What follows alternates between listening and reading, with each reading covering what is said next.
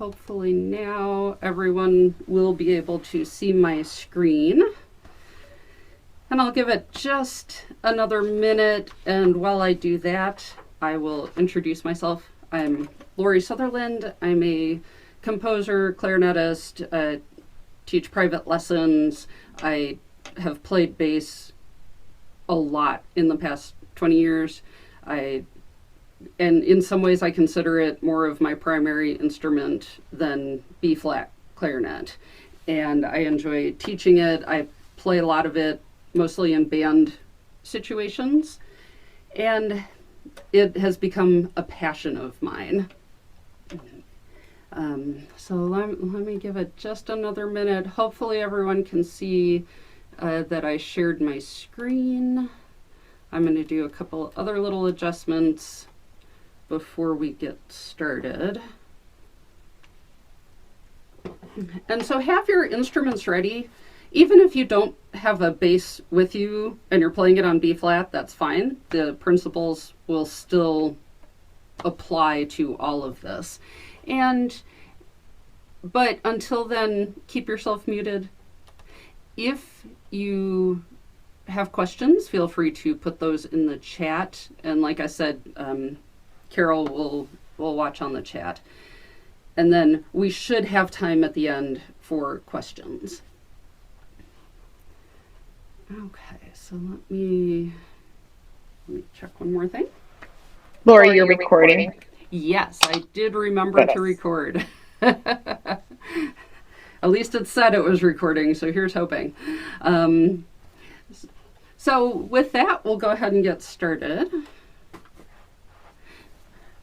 So first things first with playing bass, and playing any instrument, check to make sure things are working. Check your reeds, your mouthpiece, your ligature. Is your reed a little too old? Should you get a new one? Should you get a couple new ones? If you're coming from B-flat, you may go to a lower strength. I play 3s on B-flat, but I play 2.75 on bass. So it's not unusual for a lot of people to go down a strength.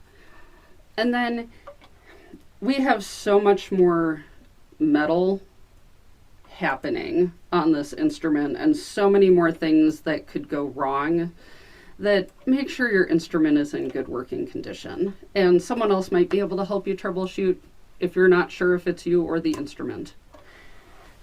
Next thing is to check your horn angle and your height. To quote Michael Lowenstern from his presentation at Midwest Clinic this past December, if you were to let go of your instrument, it should basically fall into your mouth. So don't have your head up too high. Don't be looking down too much. Have a neutral head angle, because you don't want to cause tension in your throat, because that's just going to make things harder for you to play. Now, things will be different depending on whether you have a flatter neck like mine or if you have the steeped neck that a lot of more modern instruments have. So play with that to find a comfortable angle and height for you. And then air support. Air support can solve so many things, and we need even more air support with this big instrument. And so I'm glad that Michelle just talked about air, because we're going to need it for this instrument. A lot of times we are just part of the rhythm section, especially in band, especially in community band, and in the summer, because we play a lot of marches. And helping to be a solid bass, no pun intended, a solid bass for the group will do wonders. And so we have to be proactive. If we're playing oompas and we're playing the downbeats, if we wait to hear the horns do their afterbeats, we're going to be late. And so the more we can be on the beat, we will help the afterbeats. They will then be in time, and then together we will all help the melody and everything else that's going on. So will be on what's called the front part of the beat. Our beats absolutely need to line up with the conductor or the metronome. And so we have to anticipate them. We can't sit back and wait for the beat to happen to us. And then finally, if possible, don't breathe on every rest, especially when you're playing one of these oompa lines, because that's a surefire way to fall behind in tempo. And you could, possibly make yourself hyperventilate if you're breathing a little too often. So for my first playing example, if my page will turn, there it goes. Pretty standard march bass line. We see this all summer long in band. I will do each of my two examples 3 times. So the first time I'm going to play it, I'm just going to play it. I'm going to let it happen. It's just dots on a page. The second time I play it through, I will make a few adjustments. And then the third time we play it through, you are all welcome to join me and try it out on your own. So for this, I'm taking it just a hair under tempo. I have the metronome at 1/16, just for the sake of us being able to play together. So first time through.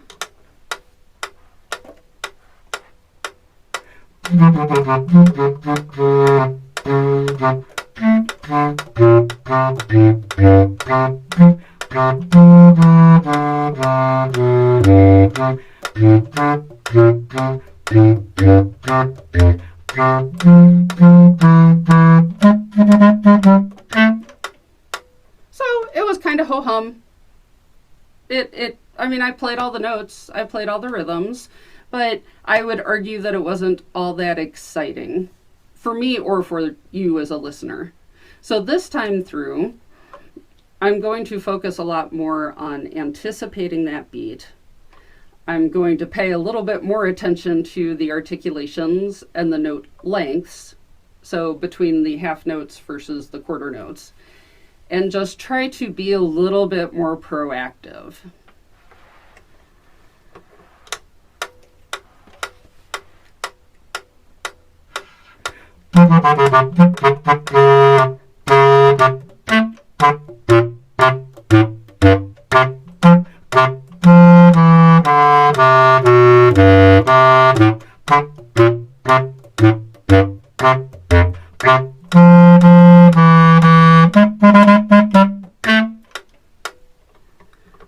I hope everybody could hear a difference between the 2 ways I played that. I'm getting a good thumbs up from Carol.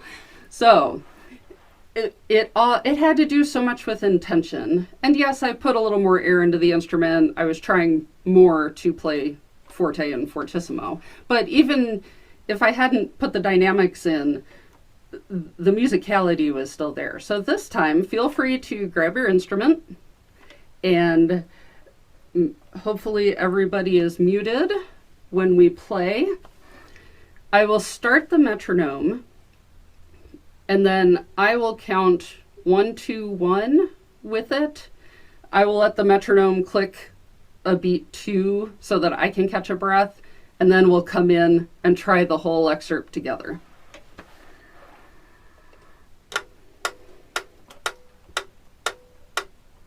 One, 2, 1.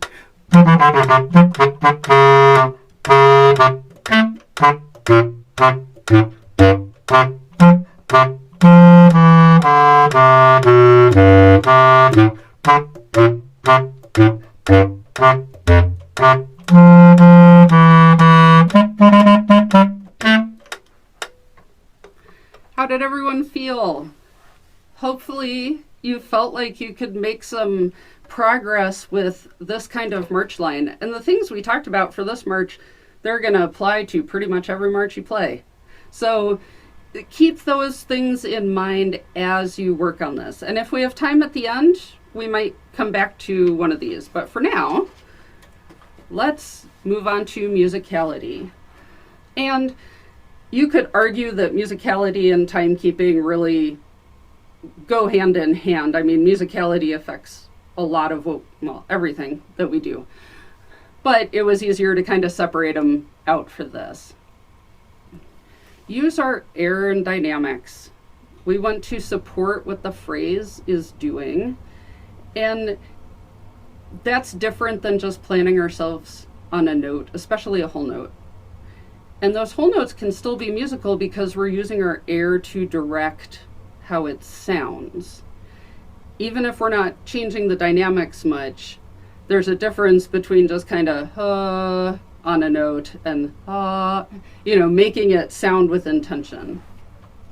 And I forgot to put this on the slide, but the concept of playing horizontally instead of thinking note, note, note.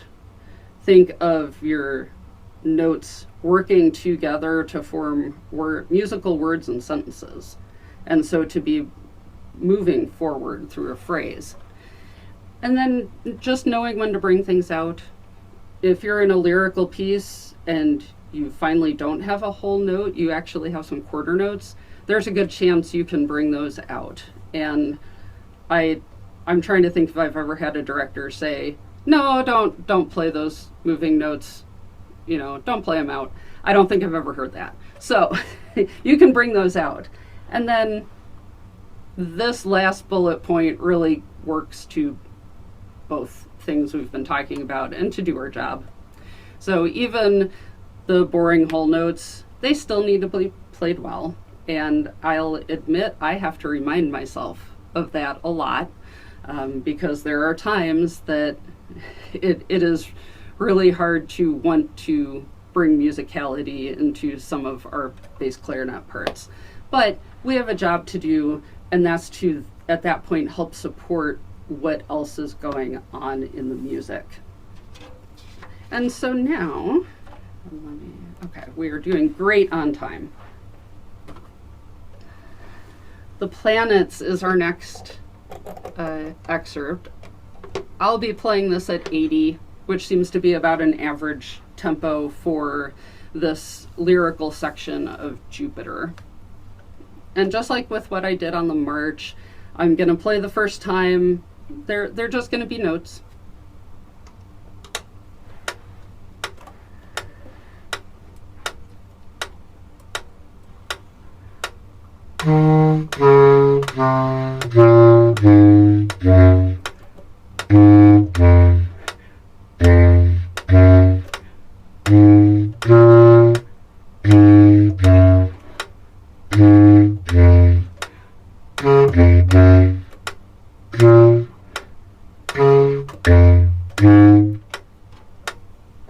So it was there. I played all the notes.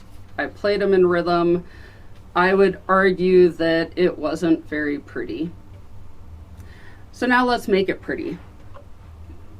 By using my air and my intention, I'm going to keep my air going between the notes, especially notes that don't have rest between them. And these are not marked staccato, so there really shouldn't be, this is comparable to the legato tonguing that Michelle did in her warm-up on that scale. So we're going to do legato tonguing, keep the air flowing, look for where the phrase is going. The first few measures, my goal is that A flat in the third measure. That's where I'm aiming to go. And then a couple measures later, going into that half note. The half note isn't the end. The half note is the middle. And so we want to drive toward that A flat again. And so sometimes I will, and Carol will also do things like write lines in our music. Especially if it's a newer piece and I'm just not used to where things are going yet. This can help me remember to, I need to aim for each of those A flats. So I'm going to play it one more time with intention.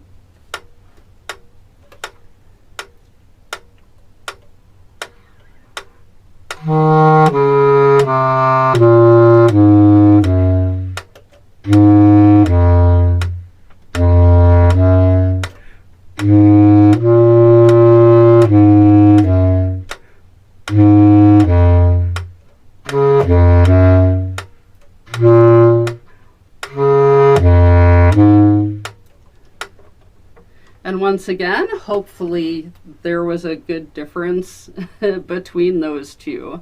And with this one, I didn't change my dynamic. I was still at about mezzo forte. So you don't have to change your dynamic just to make it more musical. You can do it at whatever dynamic the music is calling for. So this time, once again, I'll invite you to play with me. And I will count to 3 with the metronome, let the metronome click a beat 1 for that rest, and then we will come in on beat 2 together.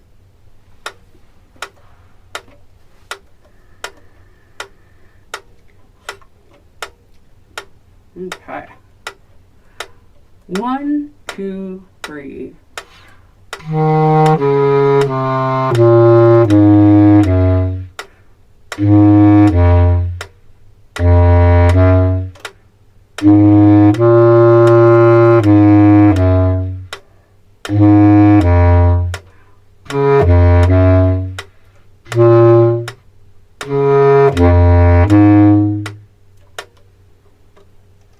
How did you all do?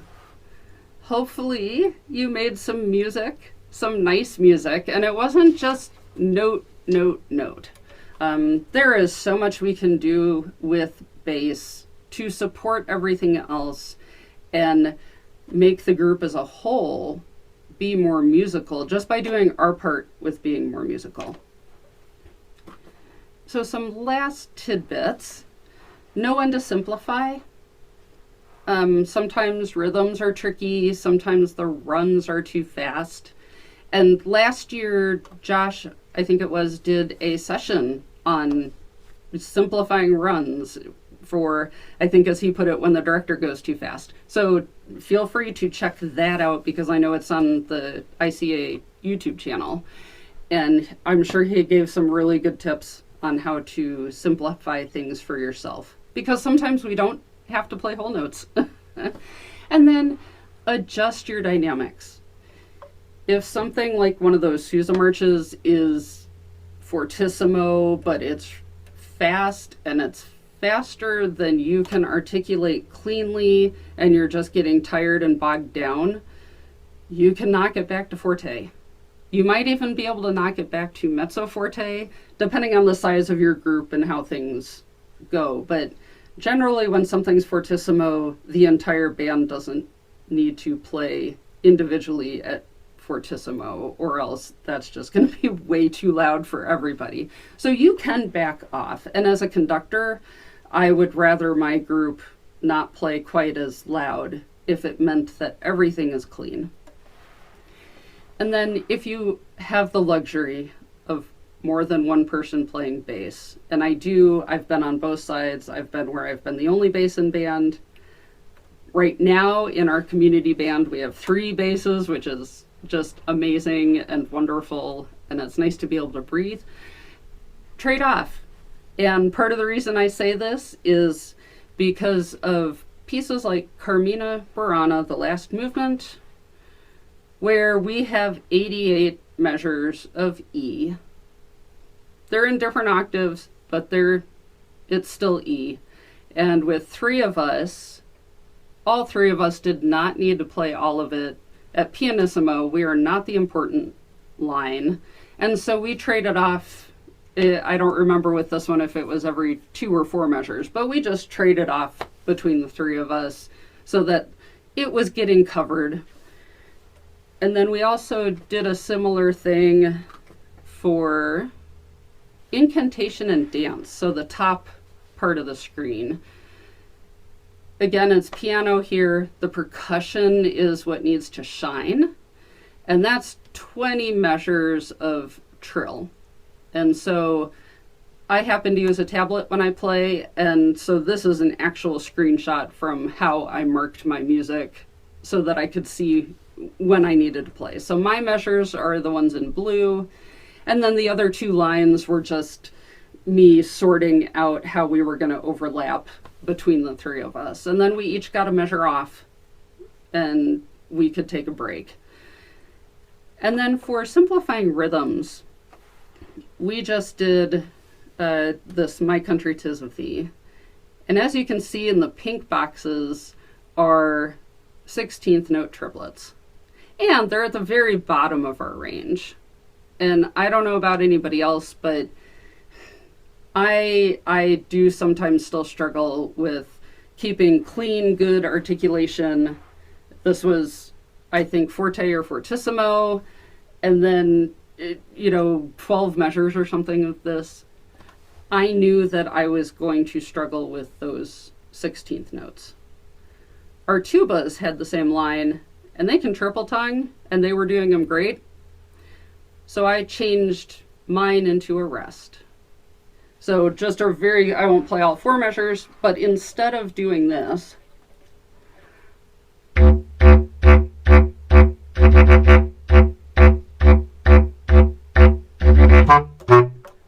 and I might be going under tempo just so that I could demonstrate the 16th notes. So instead of trying to do that for however many measures, I let the tubas do their thing, and I just did this.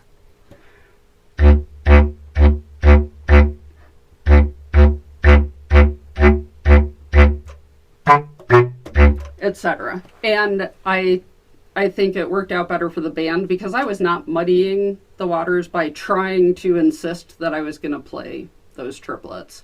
I knew that I just needed to back off at that point and not... Well, and in that respect, I was doing my job because I was making sure that the ensemble was still sounding how it needed to sound, even if I wasn't playing those triplets with everybody.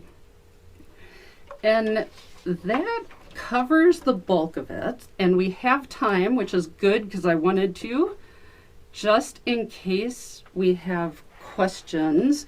Here is my contact info. Feel free to reach out to me, Lori@tonaldiversions.com.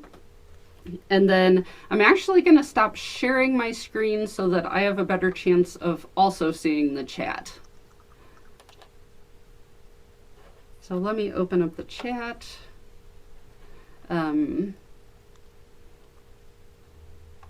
Lori, most of the questions seem to be regarding more musical playing with intention. Okay. Let's see. Is there a specific? So here I said. So playing a note with intention for me. If I see just a series of whole notes, I can just play the whole notes.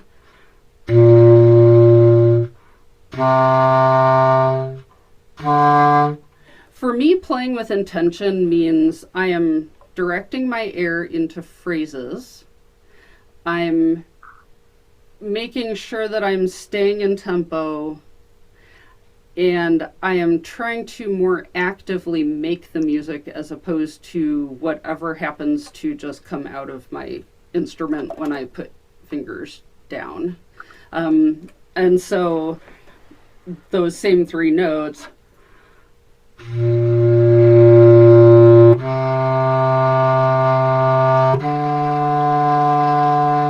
So for that, I didn't let my air drop between the notes.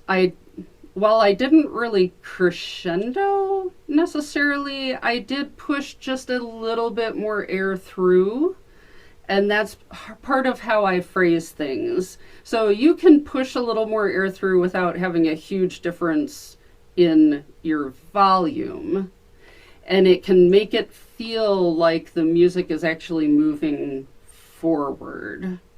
Does that help explain it? Because I want to make sure that I'm being clear. And let's see, anything else? I do see the comment about getting ignored in band, and yes. Yes, a lot of times we do kind of have to figure it out on our own. And we've noticed this in community band too, where it's like, well, I guess we're playing it good enough because he's not telling us we're not, but it has been up to us to figure out how we're trying to, what is musical about our part. and how do we make it musical.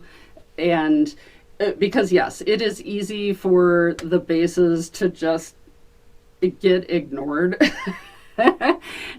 And I like to think it's because we're playing things so awesomely that they don't have to tell us anything. But at the same time, it would sometimes be nice to hear some sort of reaction. So yeah, you do have to be kind of independent a lot of times when you're playing bass. Or if you do have a bassoon player, you can kind of buddy up with your bassoon player, because we do share a lot of parts together, and then that could be some way to help, figure out the musicality with that. Oh, yes, real quick, because we do have a couple minutes left. Question about the low C, and I will try to... So I have a Selmer 37. It's like 23 years old at this point. So the key work on this will be a little different than any modern one. I have... I'm looking at a small picture of myself. So I actually have 6 keys on both pinkies. So I have the alternate A flat, E flat, which helps a lot in bass lines. And then I have a low, I have my low D is way over here. The others are the same. So, low F. And I'm referring to the low register because I play bass, and that's usually what we're playing. So the other 4 keys are the same. And then, let's do it. Let's try to do it this way and get myself back into... I also have 6 keys because... So basses all pretty much, at this point, always at least have the low E. They didn't used to decades ago, but basically they all do now. I also have another low D on that hand, and then I have 2 thumb keys on this model. So this thumb key, so if I play a low G and I add the top of the 2, that's my low C sharp, D flat, and then this one is the low C. And you better believe that I incorporate that low C whenever I can in band music. When I can tell that the tubas are going down there, I absolutely drop down an octave and play the low one, because it's just so much fun. But different models will have different things. Let's see. 1 minute remaining. Okay. And then I will be in the final group panel. So any other questions can come there as well. And like I said, feel free to email me, Lori@tonaldiversions.com. And thank you so much. And I hope I helped you elevate your bass playing. Thank you, Lori. Thanks. Enjoy the rest of the day.